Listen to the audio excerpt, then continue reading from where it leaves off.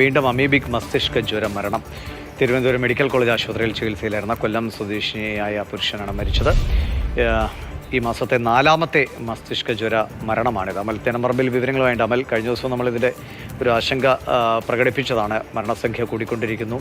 പലപ്പോഴും ഇതിൻ്റെ ഉറവിടം എവിടെ നിന്നാണ് കണ്ടെത്താൻ കഴിയാതെ പോകുന്നു. ഇപ്പോൾ എപ്പോഴാണ് മരണം സംഭവിച്ചത്? എന്തൊക്കെയാണ് വിവരങ്ങൾ?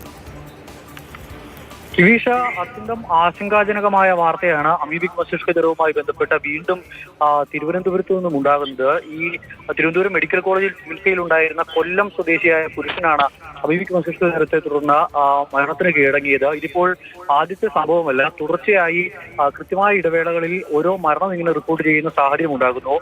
എന്തുകൊണ്ട് ഇതിങ്ങനെ വ്യാപിക്കുന്നു എന്നുള്ള കാര്യത്തിൽ ഒരു വ്യക്തത നൽകാൻ ആരോഗ്യവകുപ്പിന് കഴിയുന്നില്ല എന്നുള്ളത് വളരെ പ്രധാനപ്പെട്ട പ്രശ്നം തന്നെയാണ്.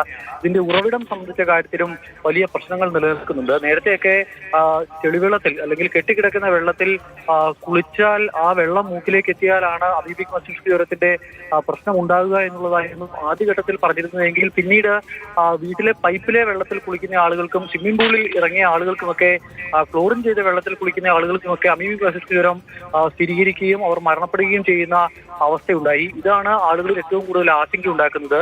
ഈ കഴിഞ്ഞ 4 ദിവസത്തിനിടെ തിരുവനന്തപുരത്ത് റിപ്പോർട്ട് ചെയ്യുന്ന 2ാമത്തെ മരണമാണ്. തിരുവനന്തപുരം മെഡിക്കൽ കോളേജിൽ നിന്ന് റിപ്പോർട്ട് ചെയ്യുന്ന 2ാമത്തെ മരണമാണ് എന്നൊരു സ്ഥിതി കൂടിയുണ്ട്. ഈ മാസം മാത്രം 4 പേരാണ് അമീബിക് മസ്തിഷ്ക ജ്വരം ബാധിച്ച് മരണത്തിന് കീഴടങ്ങിയിരിക്കുന്നത്. ദിവിഷ്, ശരി.